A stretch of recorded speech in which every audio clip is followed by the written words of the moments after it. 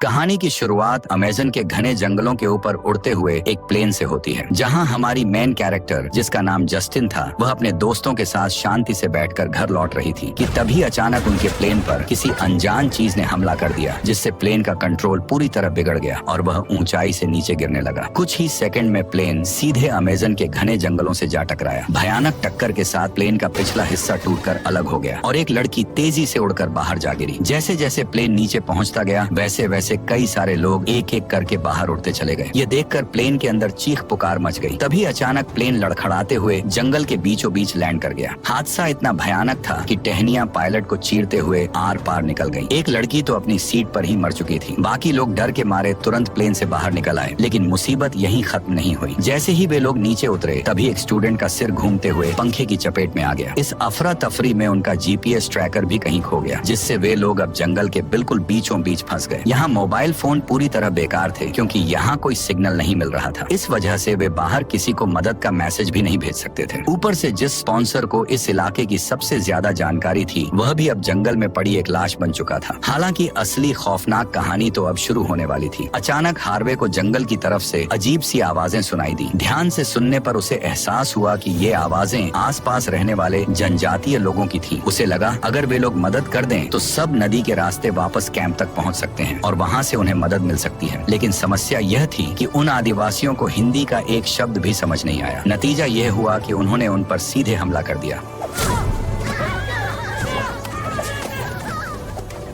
हमले की वजह से हार्वे की गर्लफ्रेंड मारी गई और बाकी सभी लोगों को किसी जहरीले डांट से बेहोश कर दिया गया। कुछ देर बाद जस्टिन की आंखें खुली। होश आते ही उसने खुद को एक लकड़ी की नाव में पड़ा पाया। नाव के आगे पीछे बैठे लोग उसी जंगल की जनजाति के थे। घबराकर वो तुरंत अपने हाथों में बंधी रस्सी खोलने लगी, लेकिन जैसे ही उसने हिलने की कोशिश की, तभी एक आदिवासी उस पर चिल्ला पड़ा। पूरी तरह काले रंग से पुता ये आदमी इंसानों को खाने वाले कबीले का बेरहम कसाई था। जैसे ही नाव किनारे पर पहुंची, तभी कबीले के बाकी लोग भी दिखाई दिए, जिनमें चाहे बच्चे हों या बूढ़े, सभी ने अपने शरीर को लाल रंग से रंग रखा था। कुछ ही देर में पकड़े गए स्टूडेंट्स को उठाकर आदिवासियों के गांव ले जाया गया। गांव पहुंचते ही उनका अजीब तरीके से स्वागत हुआ। हर कोई उन्हें अजीब तरीके से छूने लगा, मगर पेड़ों पर टंगे कंकालों और बांसों पर टंगी इंसानी खोपड़ियों को देखकर उनकी हालत और भी खराब हो गई। जब वे आदिवासियों के रहने वाले बड़े झोपड़ों तक पहुंचे, तभी एक बूढ़ा आदमी लाठी टेकता हुआ सामने आया। वह इसी कबीले का बुजुर्ग मुखिया था। पूरे कबीले में उसकी बात पत्थर की लकीर मानी जाती थी। उसने बस अपनी लाठी जमीन पर ठोकी, तभी शोर मचाते सभी नरभक्षी अचानक शांत हो गए। फिर वह धीरे धीरे स्टूडेंट्स के पास आया और एक एक करके उसने सबको ध्यान से देखा। इसके बाद वह अपनी भाषा में कुछ बोलने लगा। स्टूडेंट्स को उसकी एक भी बात समझ नहीं आई। वे सब हैरानी से एक दूसरे को देखते रहे। थोड़ी देर बाद उन्हें वहाँ से ले जाया गया। फिर सबको एक सुअरों वाले पिंजरे में बंद कर दिया गया। पिंजरे के बाहर आदिवासियों की भीड़ जमा थी। वे सब उन्हें ऐसे घूर रहे थे जैसे कसाई खाने में खड़े जानवरों को काटने से पहले घूरा जाता है। मगर मोटा लड़का उनसे भी ज्यादा बदकिस्मत निकला। उसे वहीं अलग छोड़ दिया गया। तभी एक बूढ़ी औरत उसके पास आई। उसने उसे एक कटोरे में एक अजीब सा पानी पकड़ाकर जबरदस्ती पिला दिया। अगले ही पल उसे धक्का देकर एक बड़ी चट्टान पर लिटा दिया गया। उसके हाथों की रस्सी भी काट दी गई। जब तक उसे होश आया, तब तक कई हट्टे कट्टे लोगों ने उसके हाथ पैर दबोच लिए। फिर कबीले का मुखिया उसके सामने आकर खड़ा हुआ और उसने बड़ी बेरहमी से एक ही झटके में अपने चाकू से मोटे की आंखें बाहर निकाल ली और बड़े स्वाद से उन्हें छकने लगा। इसके बाद उसने उस मोटे लड़के की जीभ भी निकाल ली और बड़ी बेरहमी से उसे भी खा गया। उसी समय काले कसाई ने बड़ा सा चाकू उठाया और एक एक करके मोटे के हाथ पैर काटने लगा। कुछ ही देर में मोटा बेरहमी से टुकड़ों में काट दिया गया। ये नजारा देखकर मुझे बस यही लगा कि शायद बहुत ज्यादा मोटा होना भी खतरनाक है, क्योंकि अगर कभी ऐसे लोगों के हाथ लग गए तो सबसे पहले मोटे आदमी का ही गेम बजेगा। उसकी लाश अब आदिवासियों के लिए पकाए जाने वाले खाने में बदल चुकी थी। वे उसके शरीर को ठीक उसी तरह काट रहे थे जैसे कोई कसाई सुअर का मांस तैयार करता है। उन्होंने शरीर के हर हिस्से को बड़े ध्यान से अलग किया, जबकि धड़ पर खास मसाले जैसा लेप लगाने के बाद उसे मिट्टी के बने भट्ठे में डालकर भूनने के लिए छोड़ दिया गया। कुछ ही देर में मांस की गंध पूरे गांव में फैल गई। यहाँ तक कि बच्चे भी लालच में लार टपकाने लगे। दूसरी तरफ जस्टिन और उसके साथी ये देखकर और भी घबरा गए। अब उन्हें पूरी तरह यकीन हो चुका था कि वे सच में नरभक्षियों के पाले हुए शिकार बन चुके हैं। लेकिन उन सब में से सिर्फ हार्वे बिल्कुल शांत था। उसने फोन निकालकर सिग्नल ढूंढने की कोशिश की ताकि मदद मांग सके, मगर इस सब का कोई फायदा नहीं हुआ। कबीले के लोग जिस तरह बैठकर खाना खा रहे थे, वह नजारा किसी इंसानी दावत जैसा ही लग रहा था। फर्क बस इतना था कि उनकी थाली में रखा खाना इंसान का मांस था। हालांकि यह कबीला सुअर और गाय भी पालता था। इसी के साथ वे इंसानों को भी कैद करके रखते थे। पिंजरे में बंद लोग वहीं खाते पीते और वहीं अपनी जरूरतें पूरी करते थे। लेकिन रात होते ही नरभक्षी जल्दी सो गए, क्योंकि पूरे गांव में बिजली नहीं थी। अंधेरा दूर करने के लिए उन्होंने आग जला ली। मौका देखकर कॉलेज के स्टूडेंट धीरे धीरे आपस में भागने का प्लान बनाने लगे। दाढ़ी वाले आदमी ने कहा कि अगर उनका GPS ट्रैकर मिल जाए तो वो बाहर से मदद मांग सकता है। लेकिन हार्वे ने कहा कि इस सब का कोई फायदा नहीं, क्योंकि यह आदिवासी हर जगह तैनात है और जैसे ही ये लोग उस मोटे के मांस को खा लेंगे तब वह हम सबको भी मार डालेंगे। ये सुनते ही जस्टिन का गुस्सा फूट पड़ा, क्योंकि उन्हें यहाँ लाने वाला हार्वे ही था और उसी की वजह से उन लोगों की जान अब खतरे में थी। लेकिन वे चुपचाप मौत का इंतजार नहीं कर सकते थे। इसलिए एक लड़की ने पिंजरे की छत से बाहर निकलने की कोशिश की, लेकिन जैसे ही उसने सिर बाहर निकाला, पहरा दे रहे आदिवासी ने उसे तुरंत बेहोशी वाला तीर मार दिया, जिससे वो वहीं बेहोश होकर गिर पड़ी। अगली सुबह जस्टिन के पास एक छोटा आदिवासी लड़का बैठा हुआ था। उसकी नजर जस्टिन के गले में लटक रहे हार पर टिकी हुई थी। वह उस अजीब सी सीटी को देख रहा था। जस्टिन ने सोचा कि शायद उसे दोस्त बनाने से वे लोग यहाँ से भाग सकते हैं, इसलिए उसने उसी हार से एक सुरीली सीटी बजा दी। आवाज सुनते ही काला कसाई अपने साथियों के साथ वहाँ आ पहुंचा। उसने सभी लड़कियों को बाहर निकाल दिया और उन्हें उसी जगह ले गया जहाँ मोटे लड़के को काटा गया था। फिर उनके शरीर से कपड़े उतरवा दिए गए। कबीले का बुजुर्ग फिर से एक एक करके सबकी जांच करने लगा। कुछ देर बाद 2 लड़कियों को वापस पिंजरे में भेज दिया गया, लेकिन जस्टिन को अलग ले जाया गया। थोड़ी ही देर में आसमान से तेज बारिश शुरू हो गई। बारिश बढ़ते ही पहरेदारों को छोड़कर बाकी सभी आदिवासी अपने झोंपड़ों में लौट गए। ये मौका देखकर अंदर मौजूद एक लड़की ने भागने का सोचा। उसने फोन की रिंगटोन बजाकर आदिवासी का ध्यान भटका दिया, फिर फुर्ती से पिंजरे के ऊपर चढ़कर बाहर निकल गई। कॉलेज में वह तेज दौड़ने वाली एथलीट थी, इसलिए फिसलन भरी जगह में भी उसकी रफ्तार कम नहीं हुई। तभी उसकी नजर नदी किनारे पड़ी एक लकड़ी की नाव पर गई। वो तुरंत दौड़कर नाव के पास पहुंची और वहां से भाग निकली। बारिश रुकने के बाद जस्टिन को आदिवासी वापस घसीटते हुए ले आए। खुशकिस्मती से उसके शरीर पर कोई चोट नहीं थी, लेकिन उसके चेहरे और शरीर पर अजीब सा लाल सफेद रंग पोत दिया गया था। उसके साथी समझ ही नहीं पाए कि इसका मतलब क्या है। यहाँ तक कि हार्वे भी पूरी तरह कंफ्यूज था। तभी उन्हें एक आदिवासी लड़की दिखाई दी जिसके दोनों पैर कसकर बांधे गए थे। उसे देखते ही सबको बात समझ आ गई। दरअसल यह सभी आदिवासी जल्द ही जस्टिन के साथ शादी रचाने वाले थे और उसके साथ ऐसी ऐसी चीजें करना चाहते थे जो किसी की सोच से भी परे थी। ये बात पता चलते ही जस्टिन और भी ज्यादा घबरा गई। तभी हार्वे ने कहा कि जस्टिन को खुद को लकी समझना चाहिए, क्योंकि जिनकी उनसे शादी होती है वे और कैदियों से थोड़ा ज्यादा समय तक जिंदा रहते हैं। ये सुनते ही दाढ़ी वाले ने हार्वे को अपना मुंह बंद रखने के लिए कहा। फिर उसने जस्टिन को दिलासा दिया और कहा कि वे लोग यहाँ से जरूर भाग निकलेंगे। इसी दौरान कुछ आदिवासी खाने के कटोरे लेकर पिंजरे की तरफ आए। खाना बांटते समय जस्टिन की नजर फिर उसी छोटे आदिवासी लड़के पर पड़ी। इस बार उसने फिर से सीटी बजाई। लड़का उस आवाज को बिना रुके सुनता रहा। उधर हार्वे उसका मजाक उड़ाते हुए बोला कि यह सब बेकार की कोशिश है। फिर वो कटोरे में रखा अजीब सा खाना खाने लगा। पास बैठी सुनहरे बालों वाली लड़की हिचकिचा रही थी, क्योंकि वह वेजिटेरियन थी, मगर वह भूख बर्दाश्त नहीं कर पाई और इंसानी मांस के टुकड़े खाने लगी। लेकिन कटोरे के खाली होते ही जब उसने उसमें पड़ा टैटू देखा तो उसे समझ आ गया कि वह जिस इंसान के मांस के टुकड़ों को खा रही थी वह असल में उसकी दोस्त थी, जो यहाँ से बच निकलकर भागी थी। सदमे में आकर उसने तुरंत कटोरा तोड़कर अपना गला काट लिया। असल में आदिवासियों ने उसकी दोस्त को चोरी छुपे मारकर पका दिया था, लेकिन जब तक उसके बाकी दोस्त कुछ समझ पाते तब तक लड़की की सांसें रुक चुकी थी। लेकिन वे लोग नहीं चाहते थे कि उसकी मौत बेकार जाए, इसलिए उन्होंने चुपके से उसके मुंह को खोलकर डंडी की मदद से नशीले पत्ते उसके गले के अंदर ठूंस दिए, ये सोचकर कि अगर नरभक्षी इसे खा लेंगे तो पूरा कबीला नशे में डूब जाएगा। आदिवासियों को उनकी यह चाल बिल्कुल पता नहीं चली। जब काला कसाई वहाँ आया उसने बिना देर किए लाश के टुकड़े कर दिए, फिर धड़ को उसी मिट्टी के भट्ठे में डाल दिया। कुछ ही देर में मांस की तेज खुशबू फैल गई। खाना खाते ही कई आदिवासी अजीब हालत में डगमगाने लगे, मानो उन्हें इससे पहले इतना ताकतवर नशा कभी नहीं मिला हो। मौका देखकर जस्टिन और दाढ़ी वाला लड़का तुरंत पिंजरे से बाहर भाग निकले, लेकिन जैसे ही दूसरा लड़का भागने लगा तभी हार्वे ने उसे डांट मारकर बेहोश कर दिया, ताकि हार्वे उनका पहला शिकार न बने। जस्टिन के पास उसे बचाने का समय नहीं था, इसलिए वे तुरंत वहाँ से दूर भाग गए। कुछ देर बाद लड़का बेहोशी से जाग गया। आँख खुलते ही उसने देखा कि 2 आदिवासी उसके सामने बैठे हैं, जो अभी भी नशे के असर में अजीब तरह से हंस रहे हैं। ये देखकर उसे लगा कि शायद वह चुपचाप भाग सकता है, लेकिन नरभक्षियों को अब इंसानी मांस की आदत लग चुकी थी, इसलिए उनमें से एक ने अचानक उसका हाथ पकड़कर दांतों से चबा डाला। ये देखकर वह डर के मारे उठकर पूरी ताकत से भागने लगा, मगर आसपास मौजूद बाकी आदिवासी तुरंत उस पर टूट पड़े। कुछ ही सेकंड में चारों तरफ से भीड़ उसे घेर चुकी थी। हर कोई उसके शरीर को चील कौं की तरह नोचने लगा। पलक झपकते ही उसका शरीर बुरी तरह टुकड़ों में बंट गया। उधर जस्टिन और दाढ़ी वाला लड़का नदी के किनारे किनारे ऊपर की तरफ बढ़ते रहे। उन्हें लगा कि अब वे जल्द ही रेस्क्यू टीम के करीब पहुंच जाएंगे। तभी अचानक नदी पार करते वक्त जस्टिन का पैर फिसल गया। वह सीधे तेज बहाव वाले पानी में जा गिरी। उसकी चीख सुनते ही दाढ़ी वाला आदमी भी घबरा गया। उसने सब भूलकर नदी के किनारे किनारे उसका पीछा करना शुरू कर दिया। फिर उसने एक डाल की मदद से जैसे तैसे जस्टिन को नदी से बाहर खींच लिया। इसके बाद वे जंगल के अंदर की ओर बढ़ने लगे और उसी जगह पहुंच गए जहां उनका प्लेन गिरा था। यहाँ मारे गए लोगों की लाशें बांसों पर टंगी हुई थी। धूप और हवा में सूखकर वे अब नरभक्षियों का लजीज खाना बन चुके थे। ये नजारा देखकर जस्टिन डर से कांप उठी, मगर दाढ़ी वाला आदमी सीधे प्लेन के मलबे की तरफ दौड़ा, जहां आखिरकार उसे उसका जीपीएस ट्रैकर मिल गया। लेकिन ट्रैकर की बैटरी खत्म हो चुकी थी, इसलिए वह पूरी तरह बंद था। तभी अचानक जस्टिन को मोबाइल की रिंगटोन सुनाई दी। दोनों तुरंत पास पड़ी लाशों की जेबें टटोलने लगे। आखिरकार उन्हें हार्वे की गर्लफ्रेंड की जेब में फोन मिल गया। लेकिन जैसे ही वे दोनों खुश होने लगे, तभी अचानक वहशी कुत्तों की तरह ढूंढ रहे आदिवासी उन तक पहुंच गए।